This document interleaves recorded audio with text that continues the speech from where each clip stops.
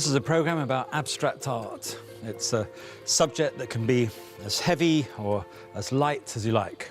For me, it's just natural, because I'm always doing it, so I'm thinking about it all the time.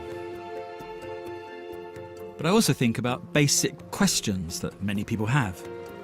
How do we respond to abstract art? Is it supposed to be hard or easy?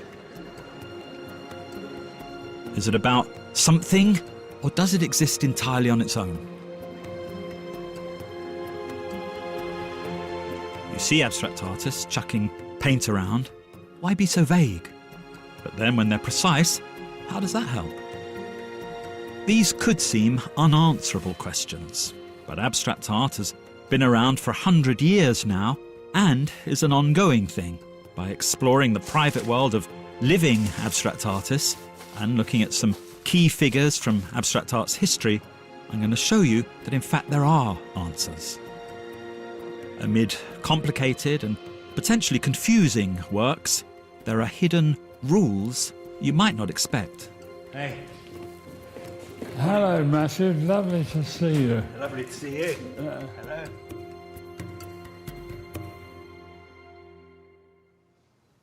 No gap? No gap. I'm going to get you to take some of it off. Oh, yeah, OK. I work every day in a studio, paint abstract paintings based on patterns, together with my painting partner, Emma Biggs. You know how sometimes you get scrapes into it? Yeah. Can you get some scrapes into it? Yes. That comes yeah, through it. that, Okay. Like that? Yeah. Okay. But Emma's really the generator of the colours. She thinks them up, she physically mixes them, she mixes up the paint, and she places them. And I'm the applier.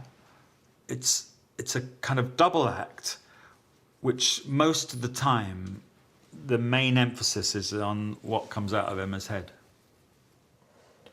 Yeah, that's better. Yeah? Yeah. The history of abstract art is really a history of experiment. So a lot of things come up for experimentation. You know, you've got colour theory art, people who do very honourable and serious type of art based on scientific ideas of what makes colours zing together. And then you've got abstract art, which is all about accident. But all of them are trying to find some kind of visual metaphor which will be rich enough for what one might call reality.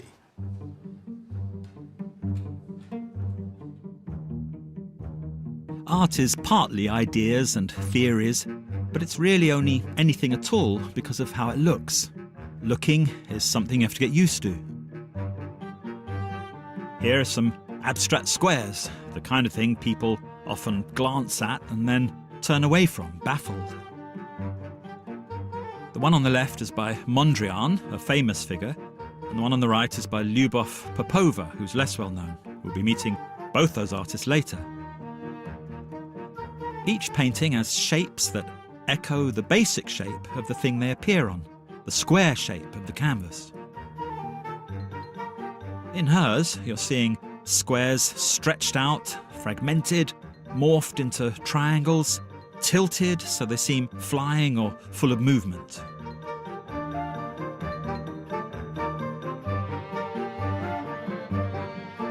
In his abstract squares, the colour is stark, based on contrast. With hers, the colour is continuous and sympathetic. The grey and the pink are a softer version of the harder black-red-white relationships. The grey and the pink take the eye back gradually, making space throughout seem three-dimensional. So opening up to abstract values is an adventure, and you start by being willing to look.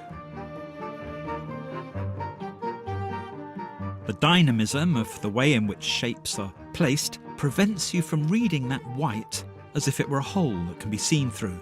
It reads clearly as over the other colours. That's not easy to pull off. It depends on the minor displacement of angles everywhere. Pink follows red, and grey has a blue-green character that also complements the red. It's the colour in Popova's painting that contributes more than anything else to the difference between her squares and Mondrian's squares.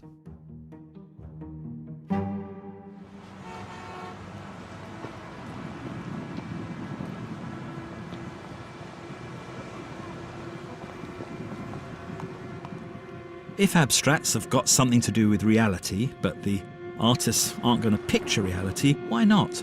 And what reality are we talking about?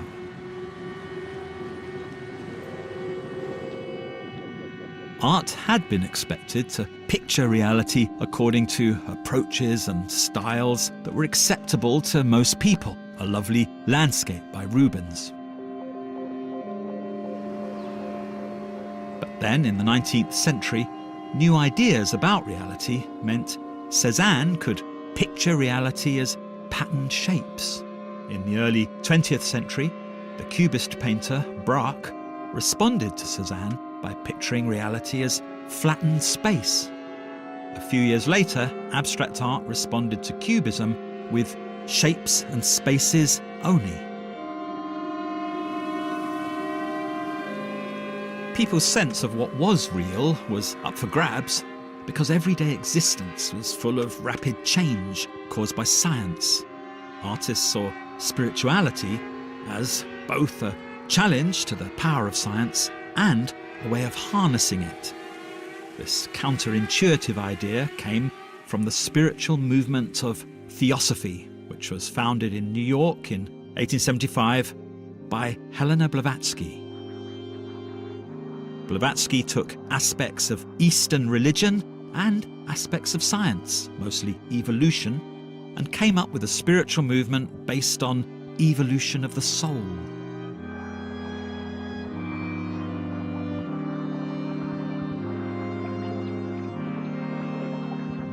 Abstract art started at the very peak of Theosophy's popularity.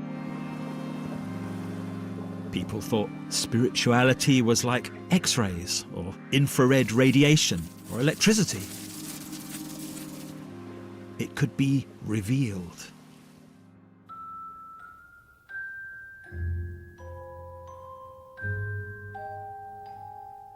There were a lot of different artistic takes on the spiritual, but the strangest was the earliest.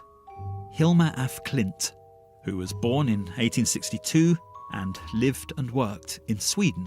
These are paintings by her from 1907.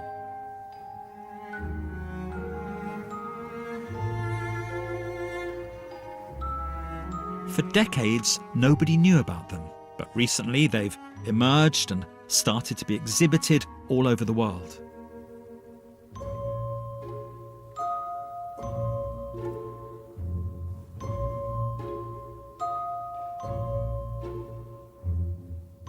From totally invisible, she's become the main excitement about historic abstract art. A woman doing abstraction, plus doing it so it's full of meaning.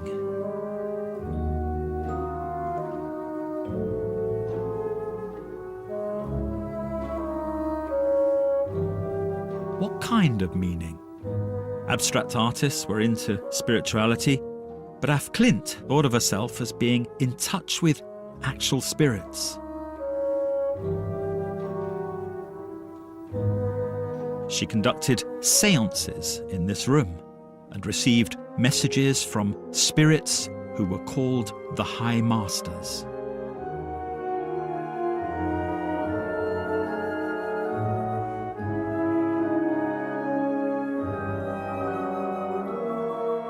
She produced 23,000 pages of notes, working out what the High Masters were telling her to paint. It was all theosophical meaning. Theosophy says colours and shapes can symbolise the soul's journey. The tip of a coloured pyramid is the soul arriving within the golden circle of pure spirit. And there's pure spirit, Theosophy claims, when dark is balanced with light, masculine with feminine.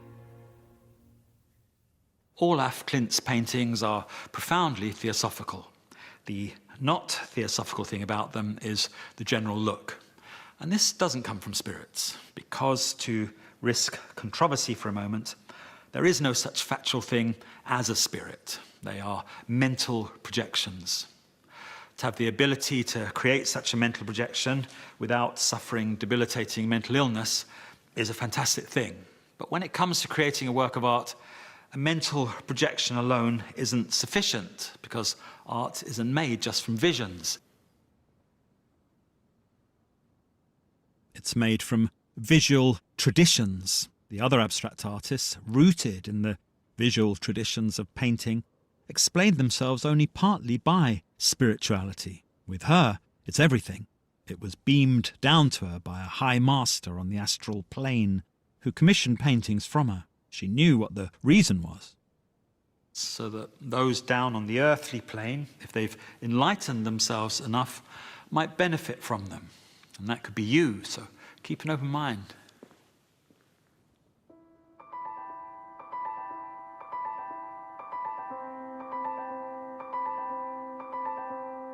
It was only recently, decades after her death in 1944 at 82, that Af Klint became known. Now her work is categorised as the first abstract art, but there's very little evidence she thought of it as art at all. Rather than abstraction, type of art that didn't exist in 1907, she thought it was direct meaning. To us it looks like abstract art, but it's really diagrams explaining theosophical ideas. To see what else there is to abstraction, you have to look elsewhere.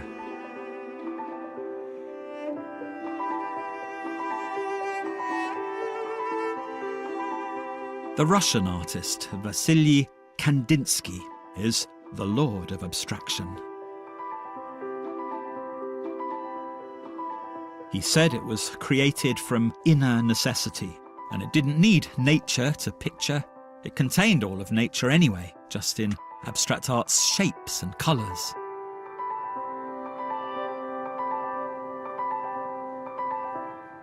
He meant the artist's sensitivity, his feelings and memories, are full of nature's impressions. They can be got down onto the canvas in a completely abstracted way.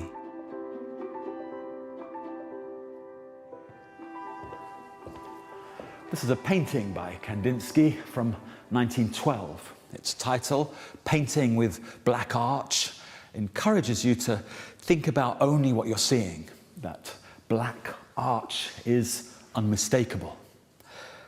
But Kandinsky knows that seeing art is a heightened seeing. It's made loaded by you being very visually alert and by your thoughts and expectations being primed by some kind of theory. The Book of the Lord is called On the Spiritual in Art. Kandinsky published it in 1911, and it was read throughout Europe. It was the first moment of abstract art becoming widely known. Like Hilmar af Klint, Kandinsky was inspired by Theosophy's notion of a coming new age of the great spiritual. Kandinsky's artistic approach was different to Hilmar af Klint's, though. She thought paintings were diagrams to be interpreted by study. He thought the actual materials of painting, colour, shape, line, could be manipulated to affect the soul.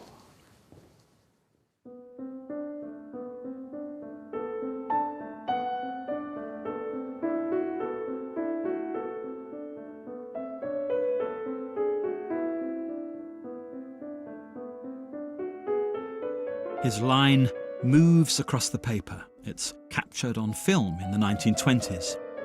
He's in his 60s and has been painting abstractly since he was in his late 40s.